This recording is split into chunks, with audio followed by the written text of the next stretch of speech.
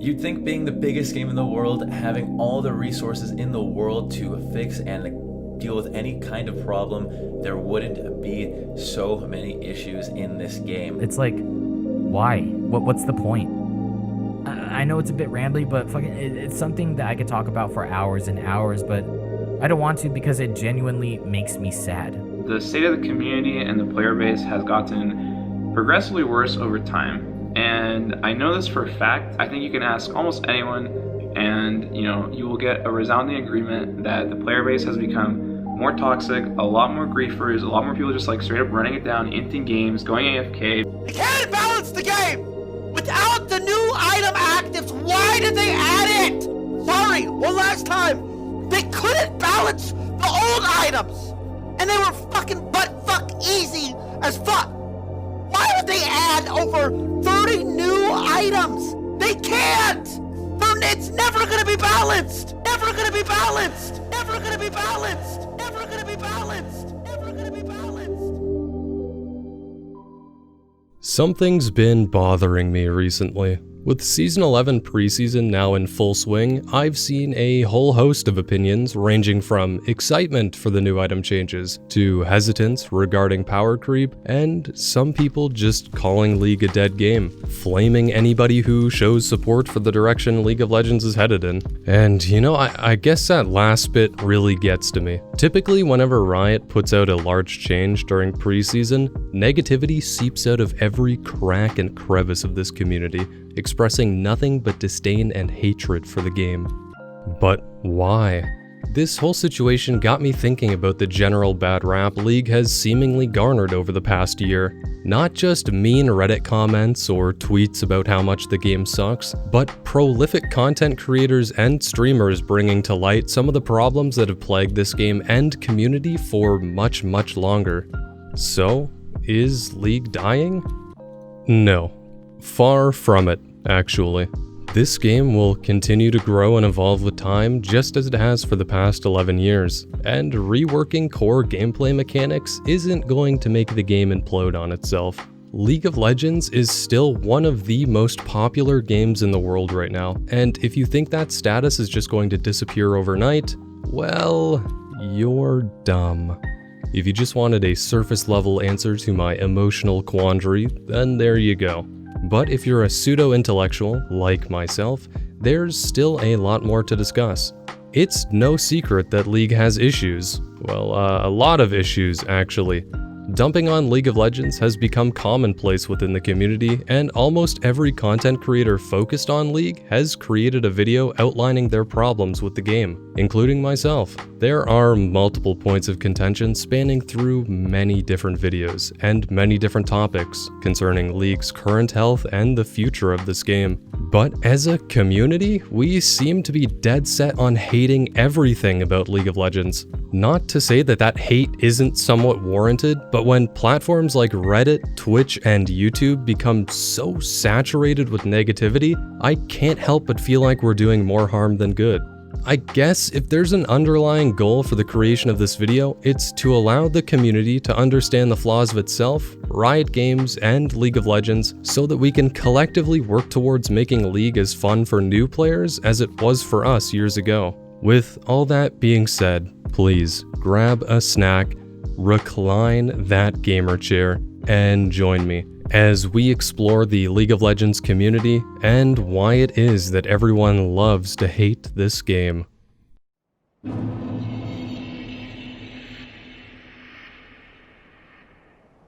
Sifting through pretty well every League of Legends criticism video in the past 2 years, there's a lot to go over. For starters, let's talk about the game itself.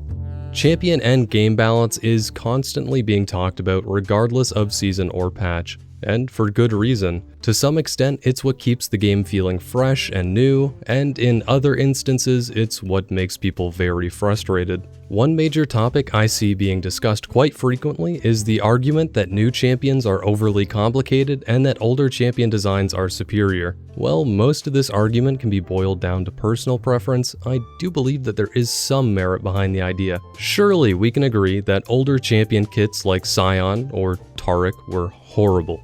But what about champions like pre-rework Aatrox and Mordekaiser? A lot of people still wish that those two champions were reverted due to the fact that it feels like Riot straight up killed them. If you don't know what I'm talking about, I would highly recommend going to watch Exel's video about Aatrox, and honestly a big shout out to him for providing some excellent information through all of his videos. Anyways, Mordekaiser is in the same boat. Whilst his reworked kit isn't inherently complicated, he did go from being a burst mage powerhouse with one of the most interesting and unique ultimates in the game to a top lane bruiser with a single combo. This argument seems to go both ways, and absolutely there are some bad apples. Champions like Aphelios that don't even feel like they fit into League of Legends, or a more recent example like Yone that has one of the most unnecessarily bloated kits to date. In my opinion, it all boils down to change. Why does the community tend to overlook champions like Ashe, an amazing utility ADC that has had a constant win rate of 50% or higher for the past 14 patches? But when we take a look at Samira, she's now only beginning to see higher win rates with the new items, and arguably she's a much weaker ADC pick all around. Just because a champion is flashy and new doesn't strictly make them the best character in the game, though I would agree that it makes them very frustrating to play against. And maybe that's the root of this argument.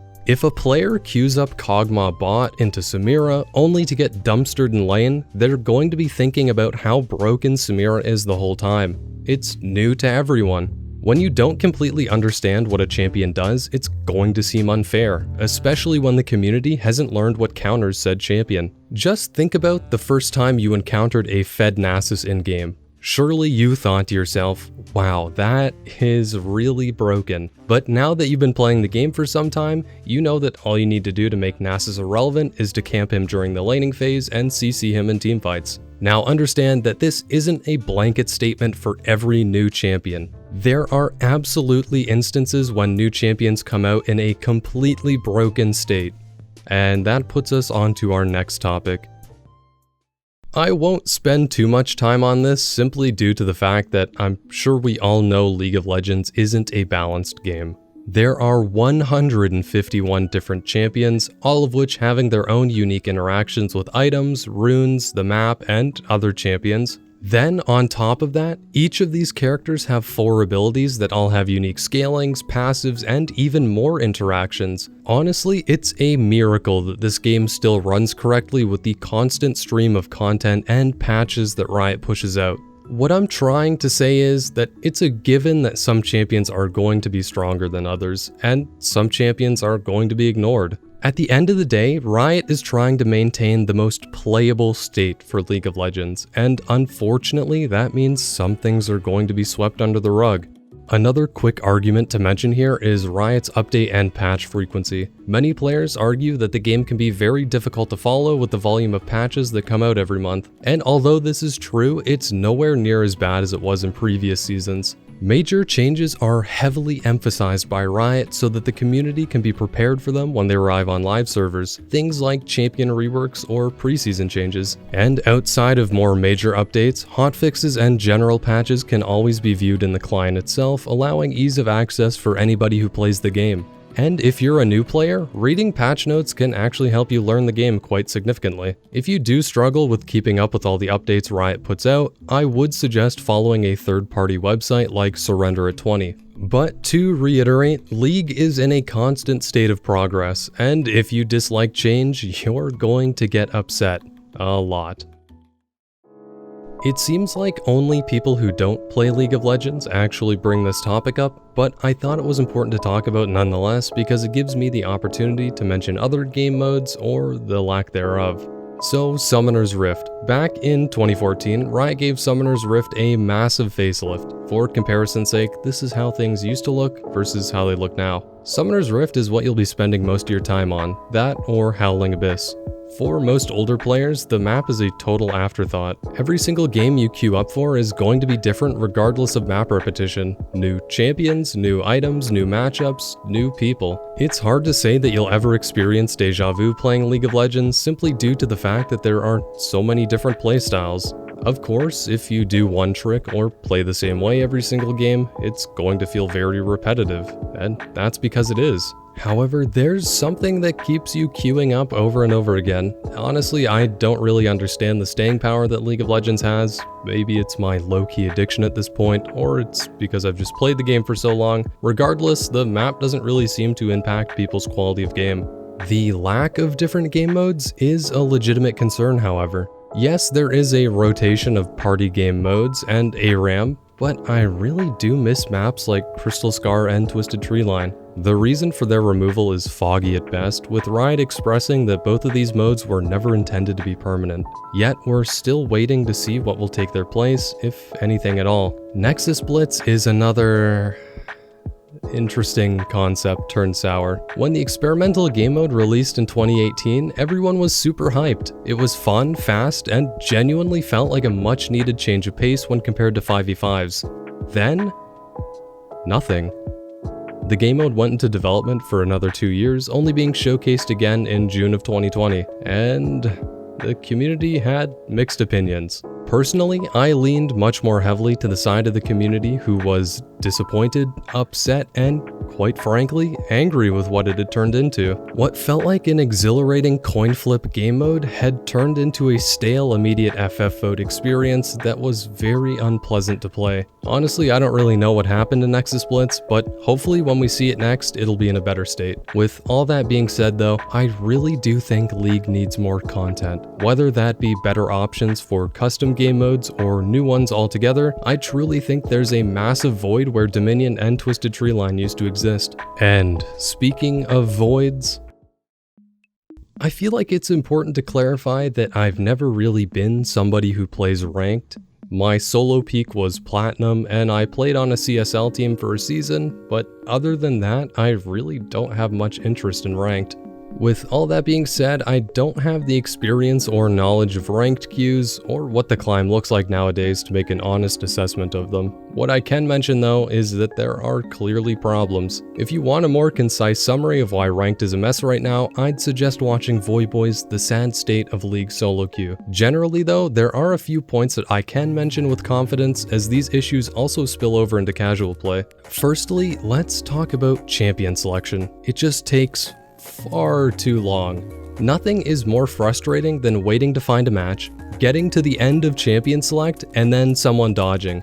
This whole process can take up to 5 minutes depending on how long it takes you to find a match, which isn't really that bad, but when dodges happen over and over again, that time spent in queue gets bigger and bigger. Eventually, you're to the point where you've spent damn near 20 minutes just trying to find a game, and you start to contemplate if you even want to play anymore. Finally though, you get into a match, only to see that the enemy team voted for a remake, and you're back at square one. It's this cycle that kills my want to even open the client sometimes, and if you play ranked, I can imagine this cycle is even worse. This isn't even mentioning autofills, ragers, leavers, and the other horrible experiences that can occur when queuing up. And all of this leads to an experience where winning isn't fulfilling and losing is even worse. The system is flawed, but it's a lot better than what we used to have. Again, there are plenty of people who can explain this much better than myself, so I'll leave things at that. You call them bugs, I call them surprise mechanics. In all seriousness though, League has always had a problem with bugs. As I mentioned previously, there's an immense amount of content present within League of Legends that makes ironing out every bug near impossible. Though to the credit of Riot Games, most of these bugs have never been game-breaking in nature, although it would be very foolish of me to ignore the many times in which there have been exploits that have ruined the game for a period of time. And this isn't even mentioning more prevalent bugs pertaining to certain champions that still exist in-game today. To some extent, letting a few bugs into live servers isn't the end of the world, and Riot does their best to correct these wrongs when they happen. Should Riot get a free pass here? Yeah, honestly, I think so. While they need to be held accountable for the issues present in the game, it should also be understood that League of Legends is in a constant state of repair. It can be frustrating when something weird happens in-game that makes you scream spaghetti code, but again, it could be much worse. Speaking of much worse, this, on the other hand, is not forgivable. From the time I started learning how to play League of Legends in 2013 to current day, I cannot remember a single time in which the client wasn't a broken, buggy mess. From straight up not working to not being able to connect to chat or not even being able to play a game. This is honestly the weakest point of League. I really don't know how things have gotten and stayed so bad for such an extended period of time, but Riot really needs to take a step back and rework the client again. Back in 2017, when the client was reworked, things just got worse, and since then Riot has made an effort to correct things, but it feels like it's always one step forward and two steps back. That philosophy of getting something right, then messing up two more things seems to be Riot Games' motto, or at least the community thinks so. But before I close out this section on the game, I'd like to add some closing remarks. No game is perfect. No developer or publisher is perfect.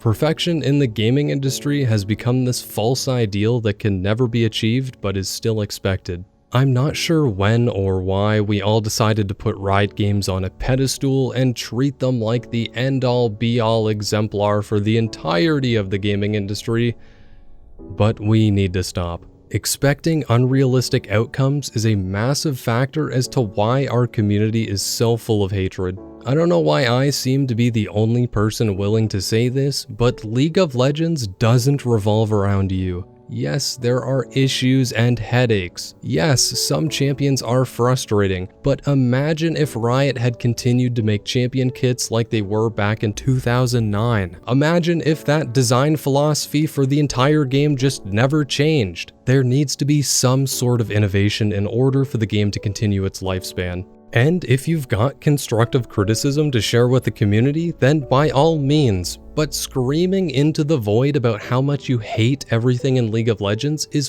fucking mind-numbing and does nothing but encourage that same echo chamber behavior. It's a lot easier to hate than it is to love, clearly.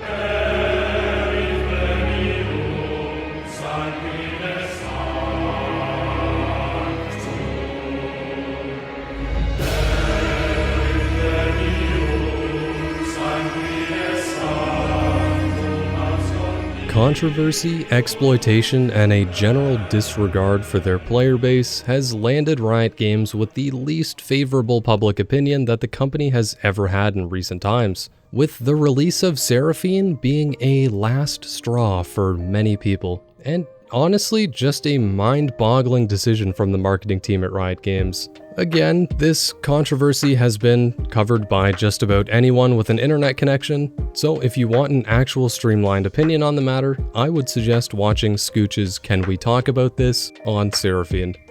Take Seraphine out of the equation, however, and we're still left with the same problem. Riot's main objective as a company with a net worth in the billions is obviously to make money. And as League of Legends is primarily an e-commerce business, the best way for Riot to do this is through cosmetics. It's really simple too. The most played champions get the most attention as it will yield the highest return on investment. Why spend hundreds of thousands of dollars on a cosmetic line that may or may not succeed when the tried and true method of KDA has seen incredible success for over 2 years now? To some extent, this is the same problem that other games have had with things like loot boxes. If the consumer keeps buying your product, there's no reason for change. But if hounded by constant community backlash about your decision, well, something has to give. League of Legends is caught in the middle. A large population will express their dislike for something Riot does, and the other half will pay hand over fist for whatever cosmetics Riot puts out. Quite honestly, I don't think Riot learned their lesson with Seraphine, simply due to the fact that the social media campaign statistically did really well, and I'm sure tons of people paid for the KDA bundle when she was released. It's a numbers game for them. Regardless of the vocal minority providing Riot with genuine criticism, if the marketing worked, well, the aftermath doesn't really matter. I wish I had some saving grace here to cleanse Riot of their sins, but honestly, in the past couple of years, they've shown that their only interest for cosmetics is monetary gain. So many champions have been neglected in this right that I really don't have much to say other than I'm disappointed. It makes me upset knowing that a game that was once built upon community feedback has gone so tone deaf to the very people that have been playing since the beginning. All we can do as a community is to continue to provide honest feedback and hope for a brighter tomorrow, which I have faith will return.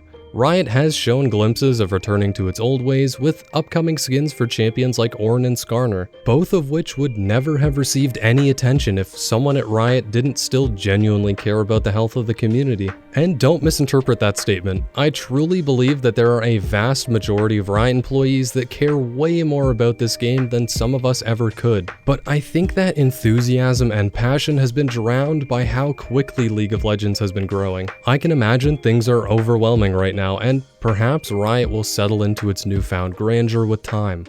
All we can do is hope, wait, and continue to be vocal.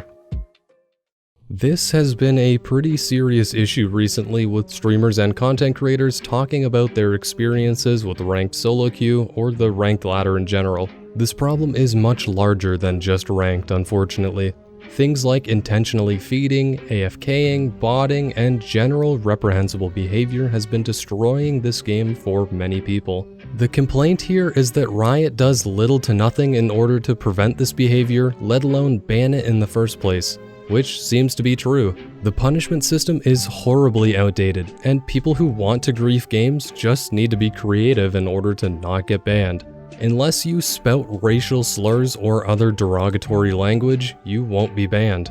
So this then results in a large minority of players soft-inting, trolling, and feeding with absolutely no consequences. No bans, no suspensions, no anything. But in my opinion, it's not even like a ban would do much. Players that actively seek to ruin games almost always have multiple accounts spread across different elos, so if one gets banned, they just move to the next and so on. The problem clearly stems from the community, but also Riot's inability to create a meaningful punishment system. Things have been like this for so long that it's just the norm now, and it absolutely shouldn't be. There is some hope, however. Riot has been working on revamping the behavioral system to better detect and punish players with repeated disruptive behaviors. They've also outlined some new changes coming in the future, and it actually seems like things might be fixed. If there's one takeaway from this section, it's that Riot can hear its player base's pains and are working on meaningful fixes. I would much rather them take their time to crunch numbers and figure things out properly than rush in another half-baked system that only band-aids our problems. Things take time to implement, and at least in the meantime, you can keep track of their progress.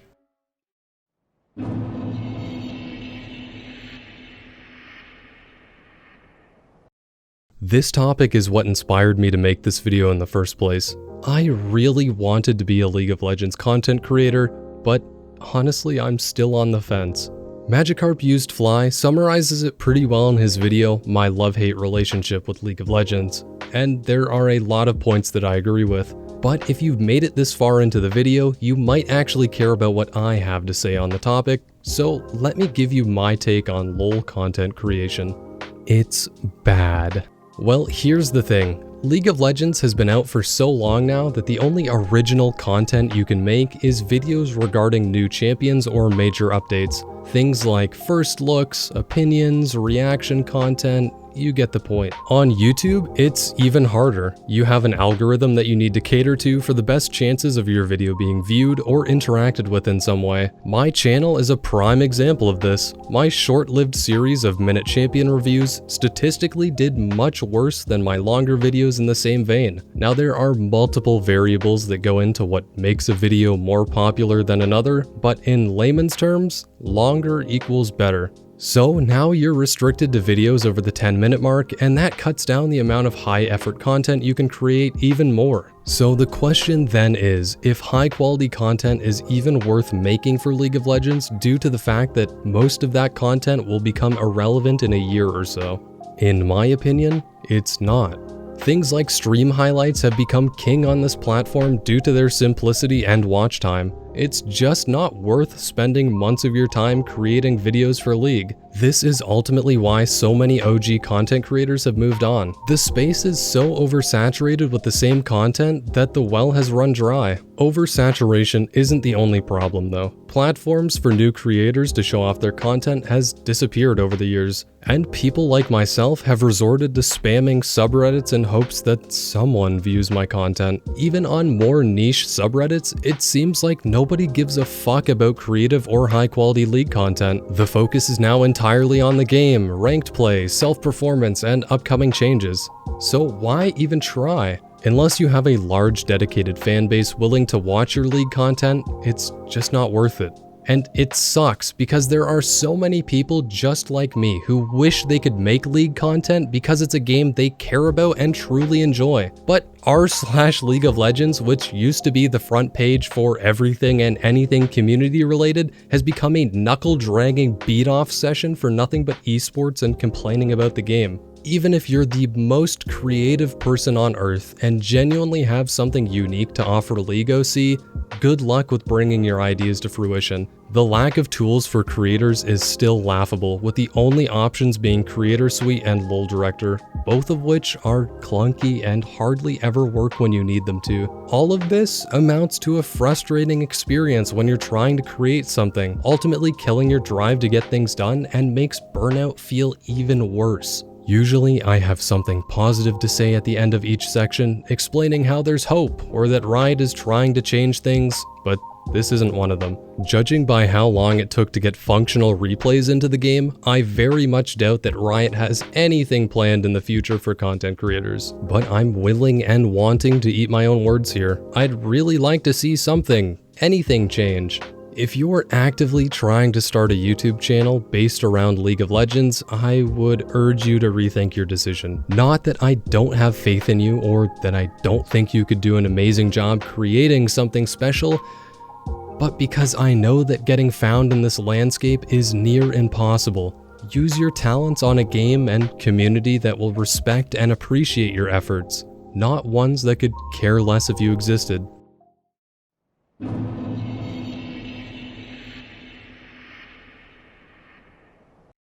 On a slightly more negative note, let's talk about our last topic. There seems to be a large portion of our community that still thinks the glory days of League of Legends are coming back, but this isn't the case. You will never get to experience learning how to play League of Legends again.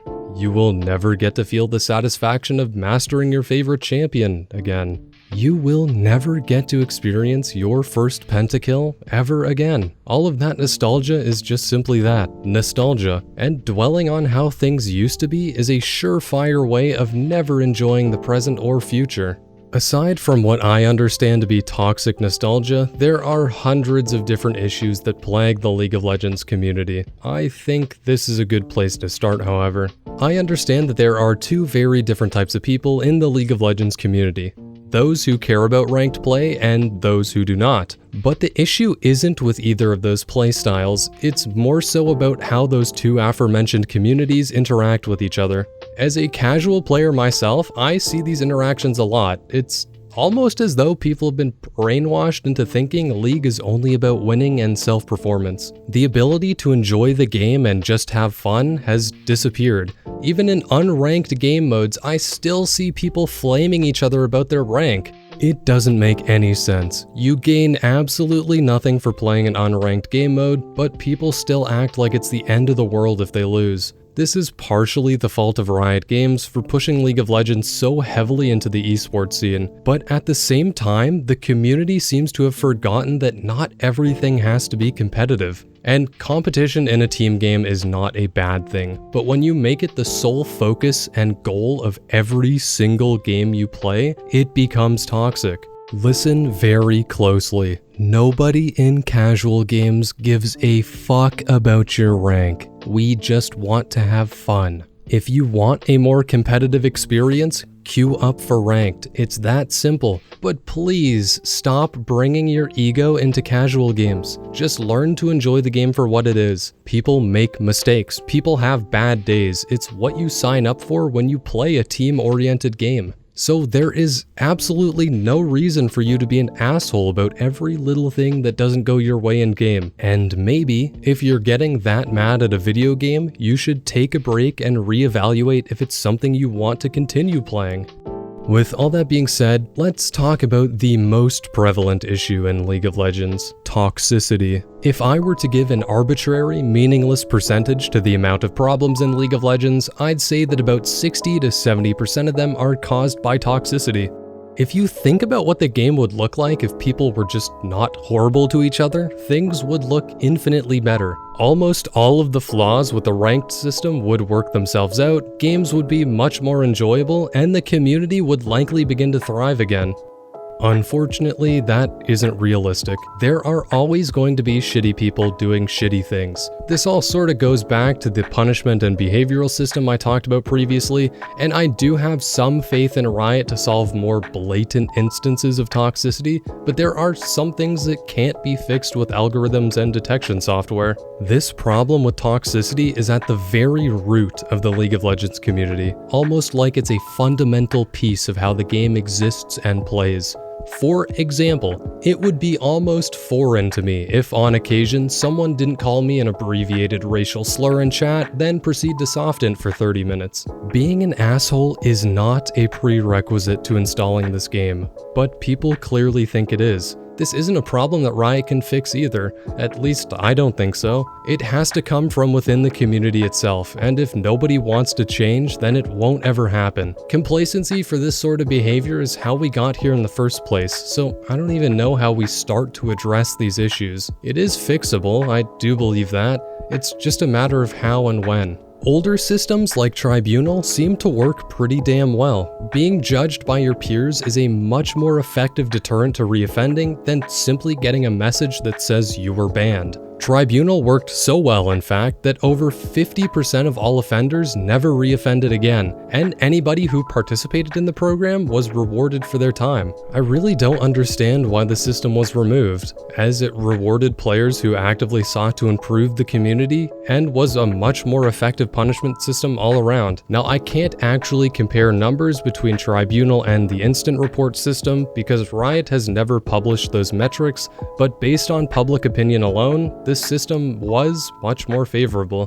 We seem to have reached critical mass for toxicity in League of Legends. Almost every game I get into has some form of negativity in it, whether that be harassment, inting, AFKs, botters, or people who play for the sole purpose of ruining games. Things don't just stop in-game, however. If you look at any social media post made by Riot Games, you'll find hundreds of people complaining about unrelated topics, flaming the game, flaming each other, or generally just being insufferable human beings. And honestly, all of this has been withering away at people's enjoyment with the game to the point where League of Legends is almost unrecognizable from when those people enjoyed playing it the most. I've seen it with all my friends recently. Playing this game just results in someone getting upset, and eventually we switch to another game to cool down, which shouldn't need to happen. I shouldn't need to take a break from a game I enjoy playing because it ends up making me or someone else mad.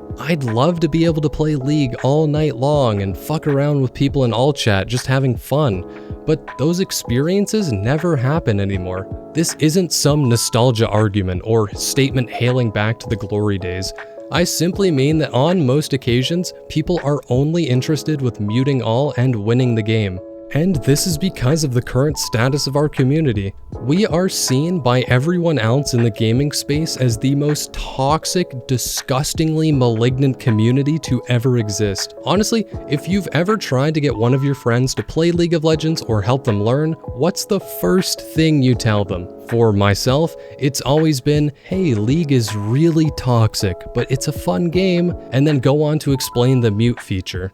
This video is titled League of Legends Isn't Dying. However, if we don't find solutions for fixing our community, it will be this game's downfall. Our reputation is bad enough as it is, and that's a massive deterrent for new players wanting to join us. They don't want to be harassed while trying to learn. They just want to have fun playing the game with cool people trying to do the same thing. So if there's one takeaway from this video, it's this. Just be kind to each other.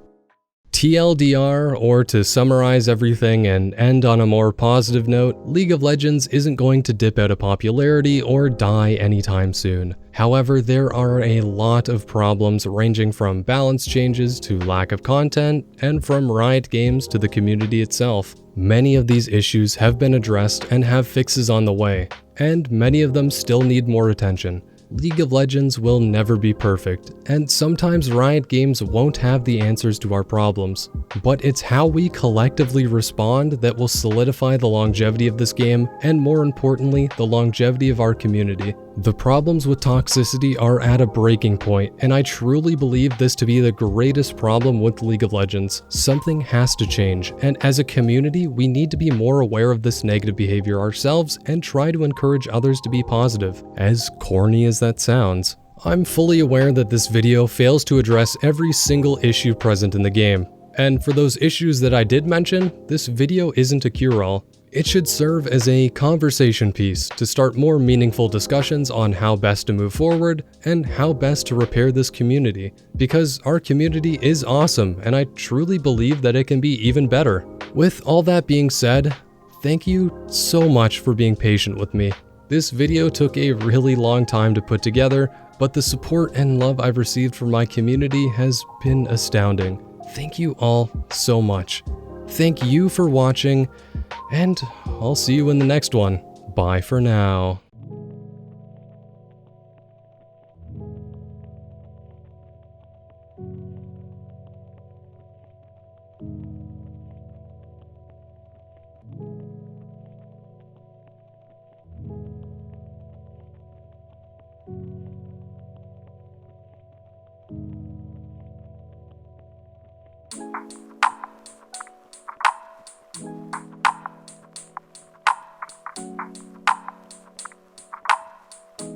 I just feel like I'd like to be alone right now.